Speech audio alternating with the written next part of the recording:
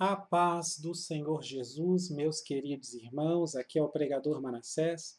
Sejam bem-vindos ao nosso humilde canal, como sempre, trazendo uma pequena porção da palavra de Deus para edificar a sua vida e aquecer o seu coração.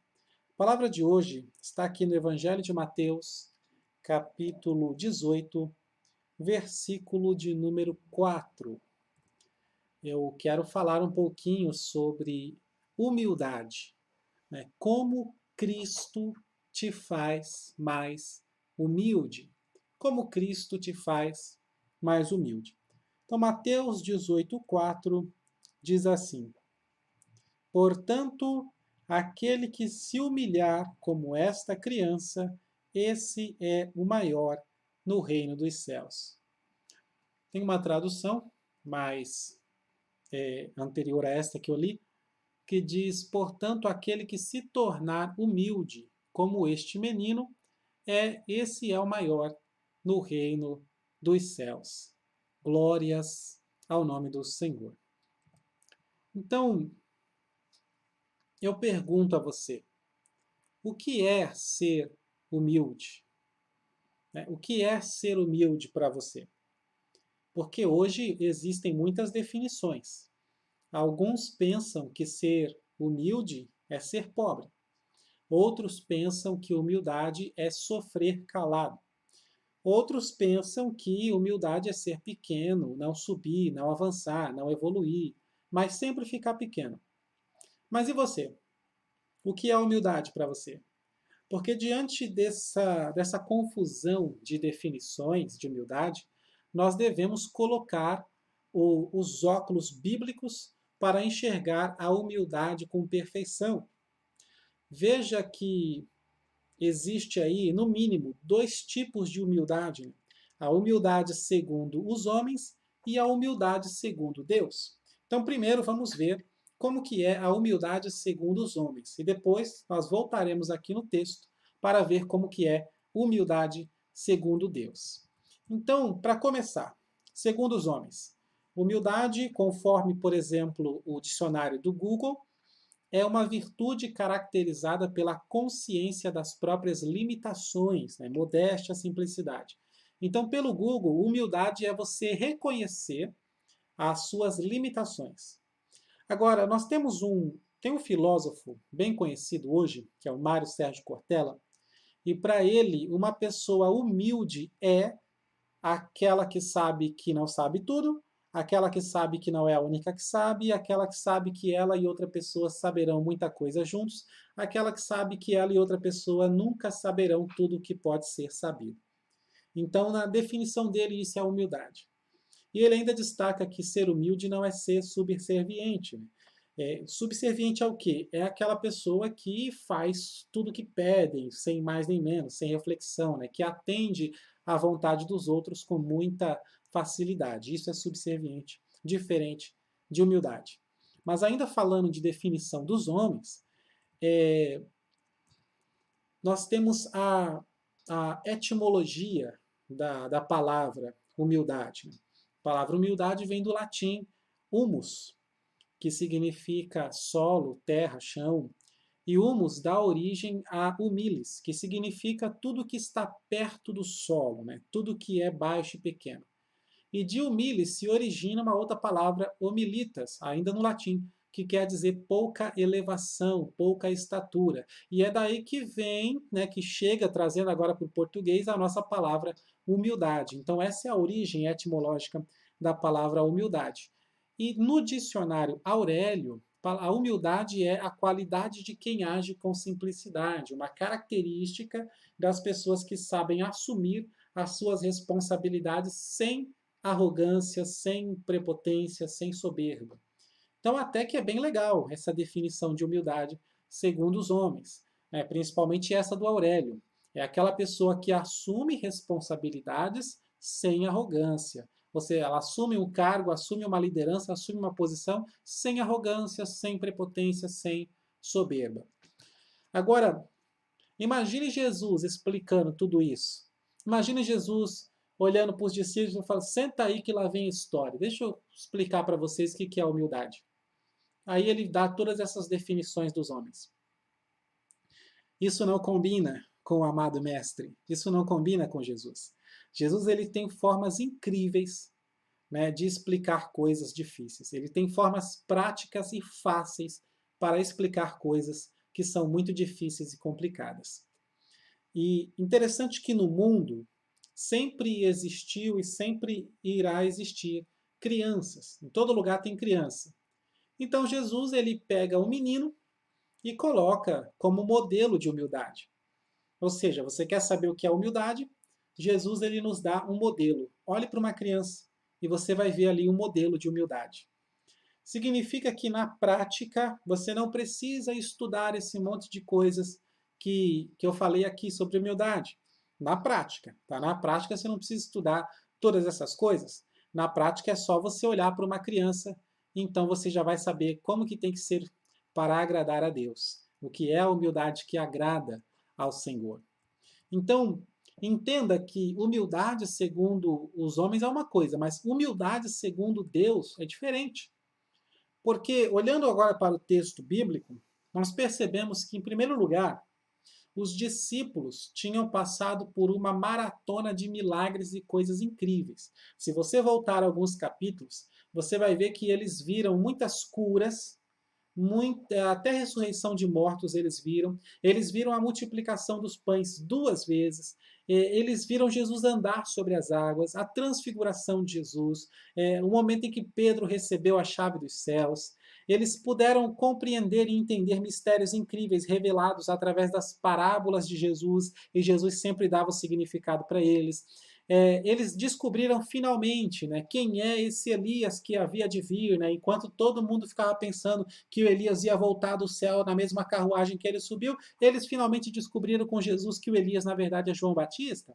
E Pedro até tirou dinheiro da boca de um peixe.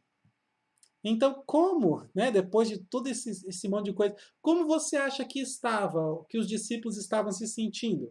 Depois de todas essas experiências, né? Eles estavam vivendo o sobrenatural todo dia.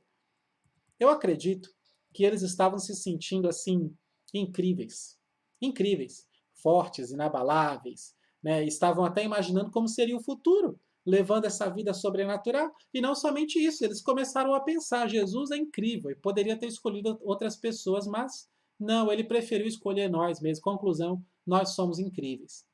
Nós somos os únicos capazes de andar com Jesus. E é por isso que eles perguntaram no versículo 1 de Mateus 18, né? Quem é o maior no reino dos céus? Ou seja, é claro que Jesus é o maior no reino dos céus. Não, mas a gente quer saber aqui entre nós aqui quem é o maior. Em Lucas 22, 24, que fala dessa mesma passagem, essa mesma história, diz que houve uma discussão entre eles. Ou seja, eles começaram a discutir sobre quem seria o maior. E é interessante que a Bíblia fala muito de Pedro, né? Os evangelhos falam, entre os discípulos, Pedro é o mais citado. E aí eu fico pensando, por que os discípulos não deram logo o voto para ele? Não, Pedro, você é o cara, você andou sobre as águas, você tirou dinheiro do peixe, nossa, você é o maior e pronto. Por que os outros discípulos não fizeram isso? Eu acredito que deve ser porque os outros discípulos também tinham seus méritos, né, os seus motivos. Então, embora os evangelhos falem muito de Pedro, com certeza esses outros discípulos também fizeram alguns milagres, curaram algumas pessoas, expulsaram demônios, fizeram algumas coisinhas legais. Então, por isso que houve essa discussão, né? Não, eu fiz isso, fiz aquilo, eu devo ser o maior. O outro, não, eu fiz isso, aquilo, outro. E eles não souberam como resolve isso e falaram: Jesus, o senhor vai ser o nosso jurado. Vai lá, escolhe aí, quem de nós é o maior? Ou seja, levaram a causa para Jesus. O que Jesus faz? Jesus ele descarta os 12 e falou: sai de cena vocês, sai de cena, abre caminho. Aí ele chama um menino, chama uma criança e diz assim: seja humilde como esse menino. Ou seja, a definição de humildade de Deus é a forma como ele nos criou. Quando o homem cresce, ele recebe todo tipo de influência, boa e ruim, né, que vai moldando seu caráter, a sua personalidade. Porém, uma criança ainda não recebeu toda essa influência mundana, boa e ruim dos homens. o que significa que essa criança ela está mais perto do plano original de Deus. Você já parou para pensar por que criança não tem malícia? Por que criança possui uma inocência, uma ingenuidade tão bela, tão linda, que os artistas procuram retratar isso através dos quadros, né, e fotos de crianças brincando, sorrindo, correndo, até dormindo? Por que tanta gente tem saudade do tempo de criança, né, um tempo bom? Eu acredito que é porque as crianças estão tão perto do modelo, o modelo divino, o modelo de Deus, o modelo de pessoa, de caráter, de personalidade que Deus planejou para nós. Quando ele nos criou. E antes do pecado entrar no mundo. Então, a definição de humildade de Deus é essa. O Espírito Santo que está em nós, ele está numa, entre aspas, né, uma briga contra as más influências que nós recebemos ao longo da nossa vida. Ao longo da vida você recebeu muita influência, boa e ruim.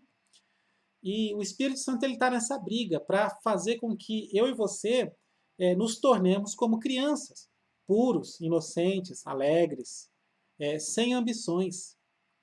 E Jesus ele fala aqui no verso 3, Mateus 18, que olha, só um detalhe, viu? Nota de rodapé. É esse que vai entrar no reino dos céus, tá?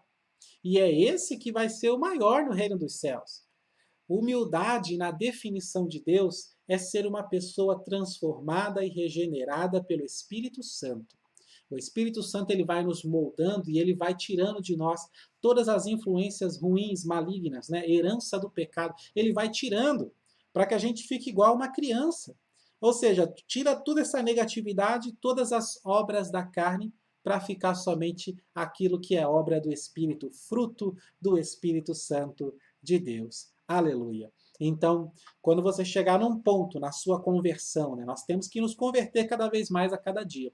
Então, quando você chegar num ponto na sua conversão que você estiver parecendo com uma criança, ou seja, na ingenuidade, inocência, né, sem ambição, sem desejar mal ao outro, com uma pureza no coração e sendo feliz com aquilo que você tem. Você já viu que uma criança, se ela nasce numa casa de pobre, ela é feliz? E uma criança, se ela nasce na casa de rico, ela é feliz? Se ela nasce no lixão ou no centro da cidade, uma criança ela é feliz, ela brinca com qualquer coisa que vem à frente, ela sorri, ela é alegre. Quando você chegar nesse ponto de ser feliz acima de tudo, né, quer dizer que você está bem moldado já pelo Espírito de Deus, que a sua transformação está bem nessa definição de humildade. A definição de Deus para a humildade é isto. Então, que possamos ser humildes como uma criança, que possamos ser transformados e regenerados cada dia mais e mais pelo Santo Espírito de Deus. Amém? Que o Senhor, ele abençoe sua vida, que o Senhor, ele abençoe sua família e o seu ministério em nome de Jesus.